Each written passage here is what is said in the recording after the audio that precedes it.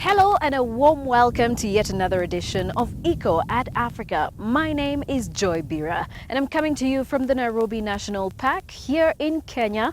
My colleague Nyota is over in Nigeria. Hello Nyota.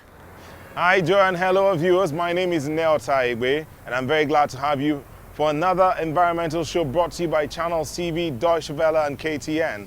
This is what we have lined up on the show for you today. We will meet two Kenyan entrepreneurs who make a living producing eco-friendly pencils. Then we will visit a restaurant in Germany, serving up delicious dishes made of discarded vegetables. In South Africa, we find out how fake leopard skins can help protect this endangered species. How many pencils do you think you've used in the course of your life? Well, I've never bothered to count, but I'm sure it's a lot. More than 14 billion pencils are produced worldwide every year. And that's a lot of trees. So two Kenyans have come up with an idea of producing pencils from recycled newspaper. Let's take a look at how this magic works.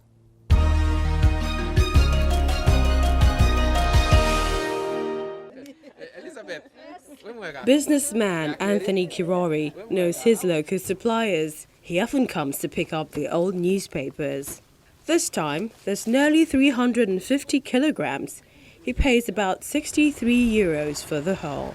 His factory is in Juja, about 30 kilometers outside the Kenyan capital, Nairobi. Anthony founded his company Green Pencils on his family's land along with an old friend, Ivan Ochieng. Their ecologically friendly pencil business is a job creator and doesn't require more trees to be cut down. Most conventional pencils are made from the wood of old cedars. What's the lifespan of a pencil?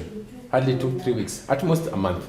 So you're cutting down a tree that can last for about 1,000 years to make a gadget that will not last a month. Didn't make a lot of sense.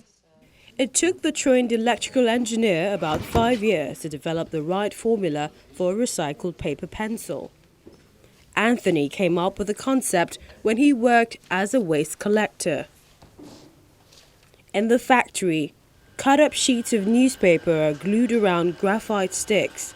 Then a machine rolls them up tightly, creating the basic unadorned pencil. The exact technique for finishing the newspaper pencil is a company secret. Only the factory manager and her bosses know it. The partners themselves come to the factory each week to do the finishing work. Anthony's partner, Ivan Ochieng, is in charge of marketing and legal issues.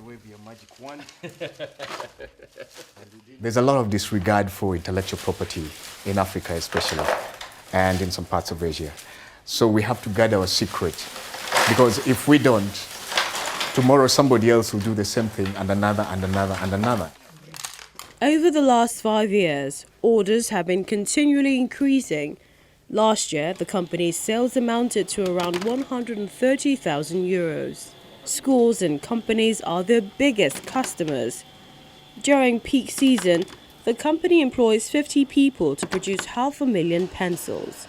In the quieter months, there are 8 workers.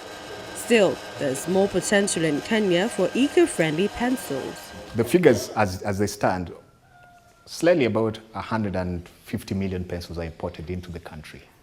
So you can imagine if we only attain 30% of that market. There's enough for everyone right here.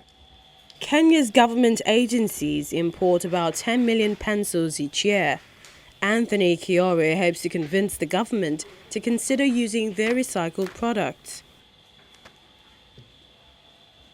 I want to engage into politics, to vie as an MP for Juja, and I pray that I make it. And once I make it, my main task will be, I'll be basically a green warrior, to go and fight for the green space within government, such that Kenya can be one of the role models for the region, within the East Africa region, and maybe even Africa.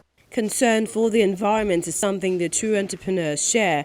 Ivan runs other businesses too, but he says Green Pencils is closest to his heart. This is the only planet that I know I can survive in. So my small contribution is good enough, because the worst perception is everybody sits back and imagine, oh, somebody else is going to save this planet. It's you and me.